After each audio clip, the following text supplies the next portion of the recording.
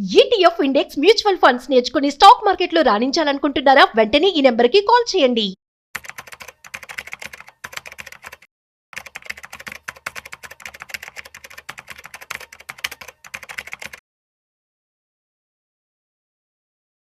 నమస్తే, welcome back to Suman TV. Present మనతో పాటు ఉన్నారు స్టాక్ మార్కెట్ అనలిస్ట్ సుందరరామరెడ్డి గారు. నమస్తే సార్. నమస్తే. సార్, ఇండియాలో ఇప్పుడిప్పుడే డేటా సెంటర్స్ అనేవి రావడం మనం చూస్తున్నాం. రీసెంట్గా వైజాగ్లో కూడా ఒక స్టార్ట్ అవ్వబోతుంది. ఆల్రెడీ మనకు వీడియోలో మాట్లాడుకున్నాం. మరి యుద్ధం ఏదైతే అమెరికా, ఇజ్రాయెల్, ఇరాన్ మధ్య జరుగుతున్నటువంటి యుద్ధ ప్రభావం ఫస్ట్ టైం యూఏఈలో ఉన్నటువంటి Amazon web series data centre పైన మిజైల్ పడడం అనేది, మరి దీని పరిణామాలు ఎలా ఉండబోతున్నాయి ఏంటి అంటే? ఇప్పటి వరకు మనం డేటా సెంటర్స్కి ఉన్న థ్రెట్స్ ఏంటంటే పవర్ అప్ అండ్ డౌన్ అయినా ఎఫెక్ట్ అవుతుంది, లేదా సైబర్ సెక్యూరిటీస్ వల్ల డేటా బ్రీచ్ అవుతుంది. ఈ రెండు వాటిని చూసుకున్నారండి. యుద్ధాల వల్ల కూడా ఇవి ఎఫెక్ట్ అవుతాయి అని చెప్పేసి హిస్టరీలో ఇప్పటి వరకు అయితే ఎక్కడ ఎఫెక్ట్ అవ్వలేదు. ఫస్ట్ టైం యునైటెడ్ అరబ్ ఎమిరేట్స్లో ఉన్న అమెజాన్ వెబ్ సర్వీస్ క్లౌడ్స్ మీద ఎఫెక్ట్ జరిగిందండి. నిన్న ఇరాన్ వాళ్ళ క్షిపణి దాడితోటి అది ఎఫెక్ట్ అయిందనమాట. దాంట్లో కరెంట్ మొత్తం ఆగిపోయి పనిచేయడం ఆగిపోయిందనమాట. ఇప్పటి వరకు ఏంటంటే మిడిల్ ఈస్ట్ మొత్తానికి సెంట్రల్గా యూఏఈ ఉంటుంది, అక్కడ ఉంటే స్టేబుల్ గవర్నమెంట్స్ ఉంటే ప్రొడక్షన్ ఉంటుంది అని చెప్పేసి అక్కడ ఆల్మోస్ట్ ఆల్ అరాకిల్ అన్ని పెద్ద పెద్ద కంపెనీస్ అన్నీ కూడా డేటా సెంటర్లు ఏర్పాటు చేసుకున్నాయి అనమాట. ఇప్పటి వరకు స్టెబిలిటీ బాగానే ఉండేది ఆ ప్లేస్లో. బట్ ఇప్పుడు ఫస్ట్ టైం అండ్ వీళ్ళు క్షిపణి దాడిలో ఎఫెక్ట్ అయ్యేసరికల్లా అండ్ గల్ఫ్లో ఉన్న ఈ డేటా సెంటర్స్ ఫ్యూచర్లో ఎంతవరకు సేఫ్టీ అనే క్వశ్చన్ ఎరైజ్ అవుతుంది అనమాట. ఎందుకంటే ఇవాళ రేపట్లో ఆన్లైన్ సర్వీస్ మొత్తం కూడా ఈ డేటా సెంటర్స్ నుంచే డేటాను రన్ చేస్తూ ఉన్నారు. దానికి ఏదైనా అయిందంటే మొత్తం ఆన్లైన్ డేటా మొత్తం ఆగిపోయే ఛాన్స్ ఎక్కువ ఉందన్నమాట. ఇవాళ బ్యాంకింగ్ కావచ్చు, ఎడ్యుకేషన్ ఇన్స్టిట్యూట్స్ కావచ్చు, మొత్తం A to Z అన్ని ఆన్లైన్స్ అక్కడి నుంచి రన్ అవుతున్నాయి. సో ఇప్పుడు దాకా ట్రెడిషనల్గా ఏంటంటే పవర్ వల్ల డౌన్ అవుతాయి, లేకపోతే సైబర్ సెక్యూరిటీ సరిగా లేకపోతే డౌన్ అవుతాయి అనుకుంటున్నారు. ఇప్పటి నుంచి జియోగ్రఫికల్ ఇష్యూస్ వల్ల కూడా ఇవి పాడైపోయే ఛాన్స్ ఎక్కువ ఉందని విషయం అర్థమవుతుంది అనమాట. డెఫినెట్గా ఇప్పుడు దాకా గల్ఫ్ రీజన్లో ఒక సేఫ్టీ ఉంది, సెక్యూరిటీ ఉంది అండ్ లైఫ్ స్టైల్ ఫ్రీడమ్ ఉంటుంది అనుకునే వాళ్ళకి లాస్ట్ 36 అవర్స్లో చాలా క్వశ్చన్స్ పడి ఉండేయండి. ఎందుకంటే ఫస్ట్ టైం దుబాయ్ ఎయిర్పోర్ట్ని క్లోజ్ చేశారు అండ్ ఇంటర్నేషనల్ ఫ్లైట్స్ మొత్తం ఆపేశారు. అండ్ ఒకేసారి ఇరాన్ వాళ్ళు ఆల్మోస్ట్ 11 సౌదీ ఏరియా చుట్టుపక్కల కంట్రీస్ మొత్తం మీద కూడా, అంటే అమెరికన్ మిలిటరీ బేస్లు ఎక్కడైతే ఉన్నాయో వాటన్నిటి మీద అటాకులు చేస్తూ ఉన్నారు వాళ్ళు. దాంతో ఫస్ట్ టైం అనమాట గల్ఫ్ రీజన్లో ఇట్లా మల్టిపుల్ కంట్రీస్లో ఎఫెక్ట్ అవటం అనేది and first time data centres మీద కూడా అటాకులు జరగడం అనేది ఫస్ట్ టైం అనమాట. కాబట్టి ఫ్యూచర్లో ఈ ఇండియాకి వచ్చే సెంటర్స్ కూడా ఎక్కువ అవుతాయి ఇలాంటి జరుగుతున్నప్పుడు, ఎందుకంటే ఇండియాలో స్టెబిలిటీ ఉంటుంది. అండ్ ఆపరేషన్ సింధూర్ అప్పుడు ఇప్పుడు ఈ ఇరాన్ వాళ్ళు అటాక్ చేసే డ్రోన్స్ ఏదైతే ఉన్నాయో వాటితో కంపేర్ చేసుకున్నప్పుడు పాకిస్తాన్ ఇండియాలో 1000 వదిలేరు దగ్గర దగ్గర. డ్రోన్స్ కావచ్చు, మిసైల్స్ కావచ్చు, ఒక్కటంటే ఒక్కటి కూడా ఇండియాలో పడలేదు, ఒక్క మనిషి కూడా సావలేదు, ఒక్క ఆస్తి కూడా నష్టం జరగలేదు. కాబట్టి ఇండియాలో మోర్ సెక్యూర్ సిస్టమ్ ఉందనే విషయం ప్రపంచానికి బాగా అర్థం అవుతుంది అనమాట. డెఫినెట్గా డేటా సెంటర్స్ వరల్డ్ వైడ్కి పెట్టే వాళ్ళకి ఇప్పటి నుంచి ఏంటంటే యుద్ధాలు జరిగితే ఫ్యూచర్లో మన దానికి ఎంత సేఫ్టీ సెక్యూరిటీ అనే క్వశ్చన్ వస్తుంది. ఆ క్వశ్చన్ వచ్చినప్పుడు వాళ్ళకి అర్థం అవుద్ది ఏషియా మొత్తం మీద కూడా మోస్ట్ సేఫెస్ట్ ప్లేస్ అంటే అది ఇండియా అనే విషయం. డెఫినెట్గా మోర్ వెయిటేజ్ ఇచ్చే ఛాన్స్ ఎక్కువ ఉంది. కాకపోతే ఒకే జియోగ్రఫీ ఏరియాలో ఒకే లొకేషన్లో కనుక డేటా సెంటర్లు అన్నీ వస్తే కనుక ఆ ఏరియా అటాక్ జరిగితే ఏం జరిగింది అనే విషయం ఫస్ట్ టైం అర్థమవుతుంది ప్రపంచానికి.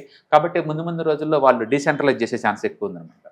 ఇప్పుడు ఈ అమెజాన్ వెబ్ సిరీస్ ఇది అటాక్ అయింది కదా సార్, దాడిలో భాగంగా మరి రిజల్ట్స్ ఎలా ఉంటాయి, ఇక్కడ నష్టం ఎలా ఉంటుంది? బేసికల్గా ఆ అమెజాన్ వెబ్ సర్వీస్ వాళ్ళది వాళ్ళు అటాక్ అయింది AWS సర్వీసెస్ ఒక డేటా సెంటర్లో అనమాట. వాళ్ళకి మల్టిపుల్ కంట్రీస్లో ఉన్నాయి కాబట్టి బ్యాకప్ ఉండొచ్చు మళ్ళీ అదే ఏరియాలో. బట్ ఫస్ట్ టైం ఒక డేటా సెంటర్ క్లోజ్ చేయడం అనేది అనమాట ఈ రీజన్ తోటి. కాబట్టి డేటా సెక్యూరిటీ కావాలి అనుకుంటే మాత్రం డెఫినెట్గా బెటర్ లొకేషన్ మూవ్ అవ్వాల్సి ఉంటుంది అనమాట. ఇప్పుడు లేని రిస్క్ కొత్తగా ఇప్పటి నుంచి రిస్క్ ఇది ఉంటుంది అనమాట. అందుకని వార్ ప్రోన్ ఏరియాస్లో వరకు డేటా సెంటర్ ఆగిపోయే ఛాన్స్ ఎక్కువ ఉందన్నమాట. అంటే యుద్ధ ప్రభావంతో చాలా రంగాలపైన ఇంకా గోల్డ్, సిల్వర్ పైన అనుకుంటున్నాం, కానీ కొత్తగా డెఫినెట్గా డేటా సెంటర్స్ పైన ఇంపాక్ట్ పడుతుంది. ఇప్పుడు దాకా లేదు, అది ఇప్పుడు దాకా లేదు. వాళ్ళు ఎంతప్పటికి ఏంటంటే బిజినెస్ దగ్గరలో కనుక్కుంటే డేటా సెక్యూరిటీ సరిపోతుందేమో అనుకునేవాళ్ళు. న్యాచురల్గా మిడిల్ ఈస్ట్లో అన్నిటికీ హబ్ ఏంటంటే UAE అనమాట. పొలిటికల్గా వెరీ సేఫ్టీ అది. అందుకని అక్కడి నుంచి మెజారిటీ డేటా సెంటర్లు అన్ని రన్ అవుతున్నాయి. ఇప్పుడు అక్కడ వాటి మీద ఎఫెక్ట్ అయ్యే సర్కిల్ ఏంటంటే ముందు రోజులు ఇంకేం జరుగుతుంది ఎవరికి తెలియదు. డెఫినెట్గా వాళ్ళకి క్వశ్చన్ వచ్చింది అనమాట, ఎంతవరకు సేఫ్టీ ఇక్కడ ఉంచుతాయి అనే విషయం. అందుకని డెఫినెట్గా ఇండియాకి వచ్చే ఛాన్సులు ఎక్కువ ఉంది డేటా సెంటర్లు దీనివల్ల అనమాట. అంటే ఇక ముందు రోజుల్లో ఈ సైబర్ సెక్యూరిటీ, పవర్ వీటన్నిటికన్నా ముందు అండ్ పొలిటికల్ స్టెబిలిటీ అండ్ టెర్రరిస్టుల అటాక్ నుంచి ప్రొటెక్షన్ కావాలనే విషయం వాళ్ళకి క్లియర్గా అర్థమవుతుంది. డెఫినెట్గా ఇండియాకి మోర్ వెయిటేజ్ ఇస్తారు, ఇండియాకు మోర్ వచ్చే ఛాన్స్ ఎక్కువ ఉందన్నమాట. ఏదైనా సరే ఇప్పటి వరకు గల్ఫ్ రీజన్లో ఒక సేఫ్ సెక్యూర్ ఉంటుంది అని అనుకునే వాళ్ళకి లాస్ట్ 38 అవర్స్లో ఏం జరిగింది అనేది ఒక గుణపాఠం లాగా ఉంటుంది అనమాట. ఏ కంట్రీలో అయినా సరే పొలిటికల్ ఇష్యూస్ కానీ లేకపోతే ఇలా టెర్రరిస్ట్ అటాక్లు జరుగుతున్నప్పుడు ఇన్స్టెబిలిటీ ఉంటుంది అనే విషయం అర్థమవుద్ది అనమాట. ఎందుకంటే ఇజ్రాయెల్ చుట్టుపక్కల ఎప్పుడు గొడవలు జరుగుతున్న విషయం అందరికీ తెలిసిందైనా కూడా, బట్ ఇరాన్ ఇలా మల్టిపుల్ కంట్రీస్ మీద ఒకేసారి యూఎస్ బేస్ల మీద అటాక్ చేయడం అనేది ఎప్పుడు చూడలేదు, ఫస్ట్ టైం మనం చూస్తున్నాం. ఇది 4-5 వీక్స్ వరకు ఉండొచ్చు అంటున్నారు. ఈ 4-5 వీక్స్ కల్లా కూడా ఈ గల్ఫ్ కంట్రీస్లో ఎక్కడ ఏమొద్దు మనకే తెలియదు. అందులో ఆరామ్కో మీద అటాక్ అంటే మనం ఊహించలేము, వరల్డ్లోనే మనది బిగ్గెస్ట్ రిఫైనరీ అది, దాని మీద అటాక్లు అంటే మనం ఊహించలేం కదా, ఎయిర్పోర్ట్ క్లోజ్ చేయడం అనేది ఊహించలేం కదా. సో అట్లా ఇప్పుడు టోటల్ గల్ఫ్ టూరిజం మొత్తం కూడా డౌట్ఫుల్ అనమాట ఇప్పుడు దాకా ఇదేనా ఉంటుంది. కాబట్టి ముందు రోజుల్లో గల్ఫ్ కూడా మిగతా ప్లేస్ లాగానే అంత సేఫ్ కాదు, అండ్ బిజినెస్లు కూడా డీసెంట్రలైజ్ చేయాలనే విషయం వాళ్ళకి అర్థమవుతుంది.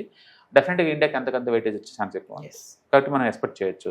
కాబట్టి అమెజాన్ వెబ్ సర్వీస్లో ఏదైతే ఇప్పుడు జరిగిందో అది ముందు రోజుల్లో డేటా సెంటర్లు పెట్టే వాళ్ళకి ఒక గైడ్ లాగా వర్క్ చేస్తుంది, and better political stability and terrorist అటాక్లు ప్లేస్కి మూవ్ అవుతాయి అనుకోవచ్చు. సో వ్యూవర్స్, మీకున్న ప్రతి డౌట్ని సార్తో మాట్లాడి క్లియర్ చేసుకోవాలనుకుంటే ఇండెక్స్ ఫండ్స్, మ్యూచువల్ ఫండ్స్ ఎక్కడ ఇన్వెస్ట్మెంట్ చేయాలి, ఎలా ఇన్వెస్ట్మెంట్ చేయాలి, ఎంత ఇన్వెస్ట్మెంట్ చేస్తే ఎలాంటి రిటర్న్స్ వస్తాయి, బెస్ట్ రిటర్న్స్ ఇచ్చే ఫండ్స్ ఏమున్నాయి, బెస్ట్ షేర్స్ ఏమున్నాయి, మీరు కనుక సార్ వెబినార్లో కనుక పాల్గొంటే అంటే పార్టిసిపేట్ చేస్తే మీకు ఒక best investment strategies and business ideas తెలుసుకునే అవకాశం ఉంటుంది. కింద స్క్రోల్ అవుతున్న నెంబర్కి కాల్ చేసి స్లాట్ బుక్ చేసుకోండి. మార్చి 14, 15 తారీఖులో సాయంత్రం 6 గంటల నుంచి 9 గంటల వరకు, అంటే 2 రోజులు నిర్వహించబోయే ETF, mutual fund, index funds పైన మీకున్న ప్రతి డౌట్ను కూడా క్లియర్ చేసుకోండి. నమస్తే సార్. నమస్తే. హలో ఫ్రెండ్స్, ఫైనాన్షియల్ ఫ్రీడమ్ మీద వెబినార్ జరగబోతుంది. ఇది డైలీ 3 అవర్స్ ఉంటుంది, 3 డేస్ ప్రోగ్రామ్. దీంట్లో మీకు ఫైనాన్షియల్ ఫ్రీడమ్ ఎలా సాధించవచ్చు via with ETFs, index funds, mutual funds ద్వారా డీటెయిల్ గా ప్రాక్టికల్ వేలో మీకు ఎక్స్ప్లెయిన్ చేయబడుతుంది. అండ్ దీంట్లో ఎనీ డౌట్స్ ఉన్నా సరే ఇమీడియట్ గా వెబినార్ లోనే ఎక్స్ప్లెనేషన్ చెప్తారు. అండ్ అలాగే మ్యూచువల్ ఫండ్స్ ఎగ్జామ్స్ ఎవరైనా రాద్దాం అనుకున్నా సరే, మ్యూచువల్ ఫండ్ డిస్ట్రిబ్యూటర్ గా మీరు సెటిల్ అవ్వాలన్నా సరే ఎలా చేయొచ్చు, వాటికి సంబంధించిన డీటెయిల్ ఎడ్యుకేషనల్ వివరాలు మొత్తం కూడా ఈ ప్రోగ్రామ్ లో డీటెయిల్ గా చెప్పబడుతుంది. కాబట్టి ఎవరైనా సరే ఈ వాలటిలిటీ ఉన్న ఈ స్టాక్ మార్కెట్ లో స్టేబుల్ గా ఉండి అండ్ మంచి returns via with ETFs, index funds, mutual fund ద్వారా ఎలా సంపాదించవచ్చు, ఎందుకు ఇవి ఇంపార్టెంట్, ఫైనాన్స్ ఫ్రీడమ్ కి ఎలా ఉపయోగపడతాయో ఇవన్నీ కూడా డీటెయిల్ గా ఎక్స్ప్లెయిన్ చేయబడుతుంది. కాబట్టి ఎవరైనా ఇంట్రెస్ట్ ఉన్న పార్టిసిపెంట్స్ అందరూ కూడా ఈ అవకాశాన్ని వినియోగించవలసిందిగా కోరుతున్నాను. Thank you.